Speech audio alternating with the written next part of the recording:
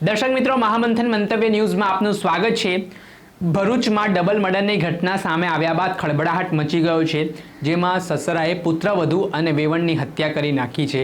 આ ઘટના પાછળ પારિવારિક ઝઘડો હોવાનું કારણ મનાઈ રહ્યું છે, જેમાં થોડા દિવસ પહેલાં પુત્રવધુને સસરાએ ઠપકો આપ્યો હતો અને આને લઈને વિવાદ થયો હતો, જે બાદ કોઈ કારણસર ફરી બોલાચાલી થઈને આટલામાં ઉશ્કેરાયેલા જે સસરા હતા તેના દ્વારા ઘરમાં જે તીક્ષ્ણ હથિયાર હતો તેના વડે તેની પુત્રવધુ ઉપર જીવલેણ હુમલો કર્યો।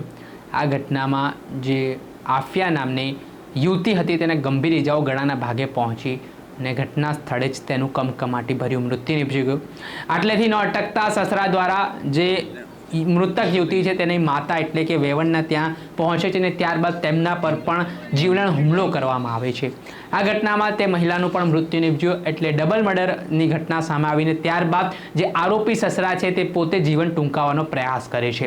આ ઘટનાની જાણ ભરૂચની સ્થાનિક પોલીસને થતાં પોલીસની ટીમ દોડતી થઈ હતી। આ મામલાને લઈને પોલીસે તપાસ કરતા પારિવારિક ઝઘડો હોવાનું કારણ સામે આવ્યું, જે બાદ હાલ હત્યા કરનાર જે આરોપી છે તે સારવાર હેઠળ છે।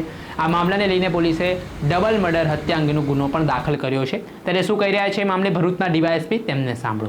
जी, Bharuch B division police station है। इसमें पारसीवाड़ा और कोठी कंपाउंड करके एरिया है। इसे अलग अलग मकानों के अंदर हमें दो स्त्रियों के मृतदेह हाल मिले हैं, जिनको हथियारों से मारा है और मार डाला गया है। उसके बाद इन्वेस्टिगेशन में ये मालूम पड़ा कि जो दोनों स्त्रियों थे तो उसमें से अलिफिया बहन नाम थे वो और दूसरी शहनाज बहन है। ये दोनों माता पुत्री है और इन दोनों की हत्या प्राथमिक जो प्राइमरी इन्वेस्टिगेशन में आ रहा है वो ये अलिफिया बहन के जो फादर इन लॉ ससरा है उन्होंने जो है घर के झगड़ों की वजह से ये मर्डर किया हुआ इन्वेस्टिगेशन में खुल रहा है।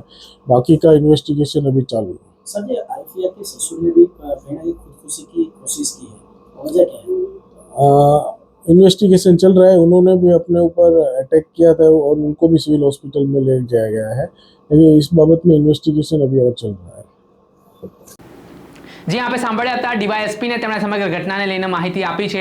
આ બાબતની તપાસ કરવામાં આવી છે અને જે જીવન ટૂંકાવવાનો પ્રયાસ કરનાર સસરા છે તેની સામે પણ પોલીસે હત્યા અંગેનો ગુનો નોંધી હવે જે હોસ્પિટલમાંથી રજા મળે ત્યારબાદ ધરપકડ કરવાની પણ તજવીજ હાથ ધરી છે। દર્શક મિત્રો, આવા જ વિડીયો જોવા માટે મહામંથન મંતવ્ય ન્યૂઝ જોતા રહો, લાઇક કરો, શેર કરો।